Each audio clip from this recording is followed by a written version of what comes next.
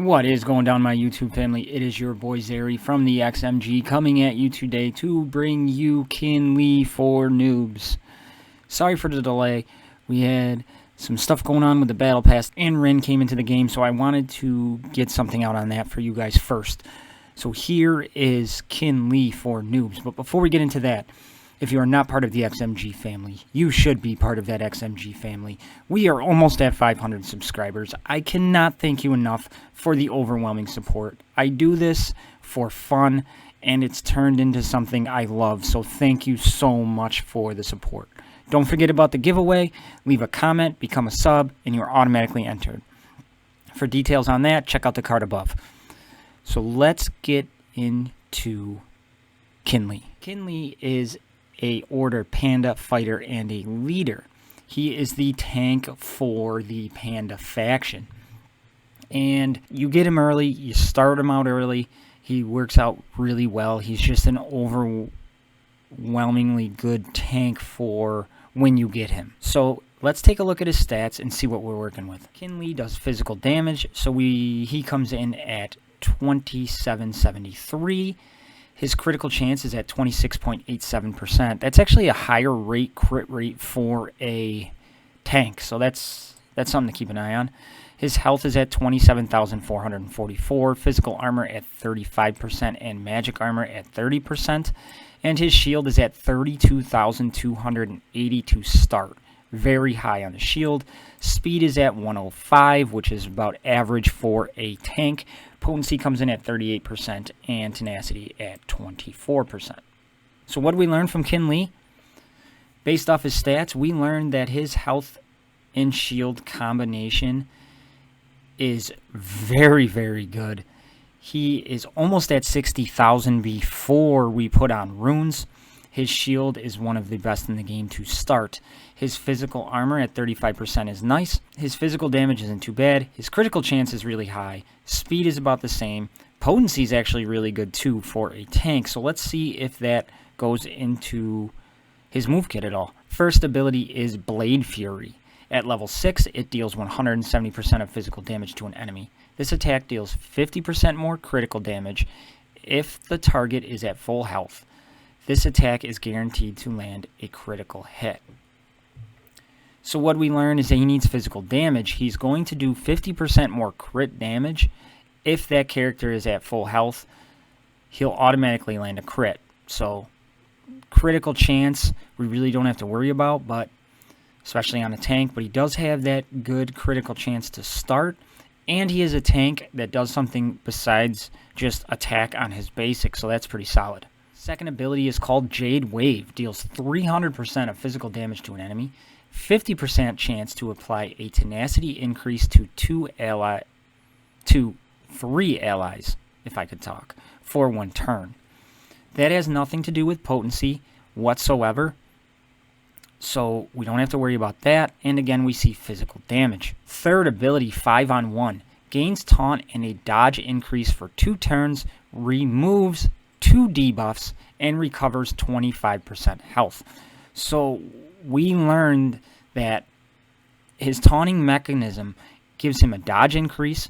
He dispels 2 buffs debuffs from himself, and then he recovers 25% health. So we learned that health is big for Kin Li, that the more health we have on him, the more he is going to recover. His passive ability, Spiritual Recovery, Kin Li recovers 20% health at the start of his turn. I absolutely love this ability for a tank. Recovering your own health by doing nothing but having your turn come up is awesome. So again, we see that he is recovering health.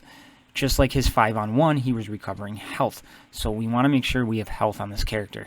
And his leadership ability is all allied pandas increase their max health by 30%. Pandas recover 5% health for each critical hit dealt and for each buff applied. This is actually a really good leadership, and I overlooked it quite a bit. Max health by 30%.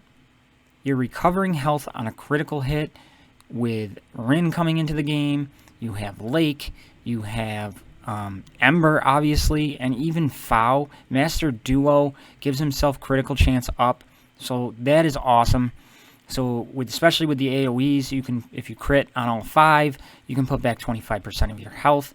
And if you're putting on buffs, like pretty much all of the pandas put up some sort of buff, whether to the team or to themselves. So just a really, really good overall leadership. So back to Kin Li, his stats proved one thing. Now his move kit showed us another. He has great shield to start, but he recovers his health. So we definitely want to put health on the character. We want physical damage on the character. We want to get his speed up a little bit. You know, that 120 to 130 range is where we want our tanks to be, that I've found to be most effective. So there's some obvious ways to ruin this guy. We could go all health. Enough said. We could go with some health critical chance, because he does recover health based off his critical chance if he's in the lead. And if he does crit, he does 50% more critical damage on his basic. We could go damage in a health. We could do a lot of things with this guy. We could even put a tenacity set on him so he doesn't get stunned, so he can get that taunt back up. So there's a lot of things we can do for him. And the way I'm going to ruin this character is I'm going to go health and tenacity. And the reason I'm going to do that is I want him to resist those negative status effects. Even though he can remove 2 of them on his taunt, I don't want him to get stunned. We need him to get up his taunt for the Panda team to be effective. And health, he recovers so much of it, and we want tanks to be tanky. We want them to survive. And if he's going to recover that much health through his passive at 20% and then his taunting ability at 25%, we want to do that. And then he's gaining 30% of his max health based off of his leadership if you have him in the lead. So I'm going to ruin this character, and I'll be right back. Alright, I am back with a full rune amulet. And I am going to be looking for in these secondaries, or what I did look for in the secondaries, is I was looking for damage, health, really anything survivability. Critical chance can be sprinkled in. We don't need potency. Obviously tenacity. Northern rune, we have damage primary with damage, shield, health, and armor. I went with this speed, which brings him to 125. Which means we don't have to put any more speed on him. So we went speed, health, critical chance, damage, and damage. I went with the damage primary here. You could go health, obviously, to get him that extra health boost. But I went with damage to increase that little bit of damage we have with speed, shield, and damage. Then I went with health in the southwestern rune with health, damage, and shield. And I went for the tenacity rune in the northwestern rune, and that has speed, damage, shield, and health. Now I didn't have to put more speed on him, but it's just the way the runes fell, which I thought they felt the best. Now again, you could definitely go health here. I just went damage just for a little bit more of the damage aspect, because he can do pretty good damage for a tank. So that being said, let's take a look and see what it did to his stats. Okay, his damage, we got over 3,000, which is pretty good for a tank. I'm pretty happy with that. We brought it up to 179. We brought up his critical chance, not even 1%. We brought up his health 7,125 to 34,569. Physical armor 1.5% to 36.5. And magic armor a little bit over 1.5 to 31.69. We brought up his shield 2249 to 34,529, bringing his health and shield combination to almost 70k combined. They are almost identical in the stats, so that is phenomenal, because you will reap the benefits from a Patriarch Chi and from his leadership. Either way you use him, you're going to reap those benefits. We brought up his speed 126, bringing him to 131. I'm definitely okay with that. Potency we didn't touch, which we didn't need.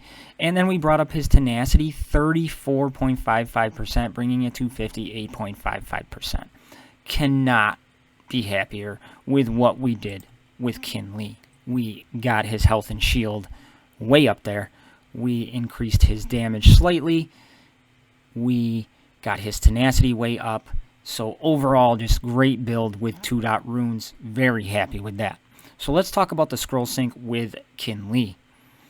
Now remember, we're taking all of our abilities to level 2. So unlike Patriarch Shi, if you're going to use his leadership first, he is your tank regardless. So that is how we are going to rune him. So let's take a look at our moves and see what we got. His first ability at level 2 deals 85% of physical damage to an enemy. This attack deals 25% more critical damage. And it isn't until level 6 that we get that it is automatically a critical hit if he lands, or if he attacks somebody with full health. Second ability, Jade Wave, is 125% of physical damage, 25% chance to apply tenacity increase to one ally for 1 turn. And as we go up, we get the tenacity increase in physical damage, and then we gain allies as we go. His 5-on-1 at level 2 gains taunt and a dodge increase for 2 turns. At level 3, he removes a buff. Then he recovers 10% health. At level 5, he removes 2 debuffs and 5% health. And at level 6, he gains 10% health. His passive ability at level 2, he recovers 5% health, 8% health, 12, 16, 20. And then his leadership ability, all allied pandas increase their max health by 15%. At level 4, they start to recover health for critical hits dealt. So how are we going to do this? Okay, we are going to come right to his 5-on-1, and we are going to take it to level 5, and we're going to stop there. Level 5 gets us the dodge and taunt for 2 turns.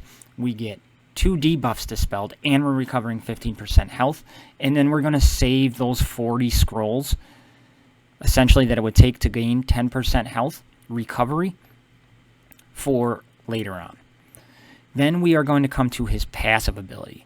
At his passive ability, we are going to take that to level 4, where he recovers 12% of his health at level 4 at the start of his turn.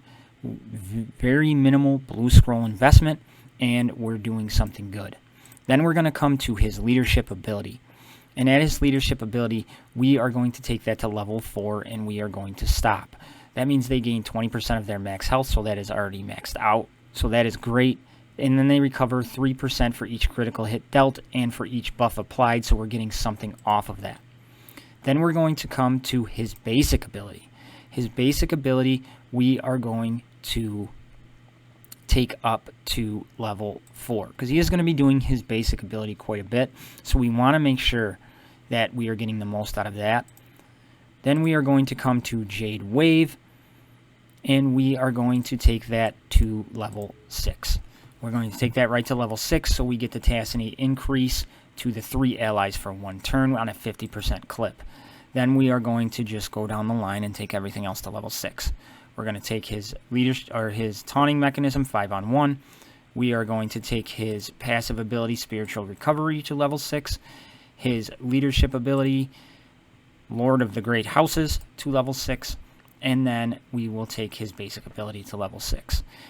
Doing it that way, I feel we maximize the best potential for Kin Li.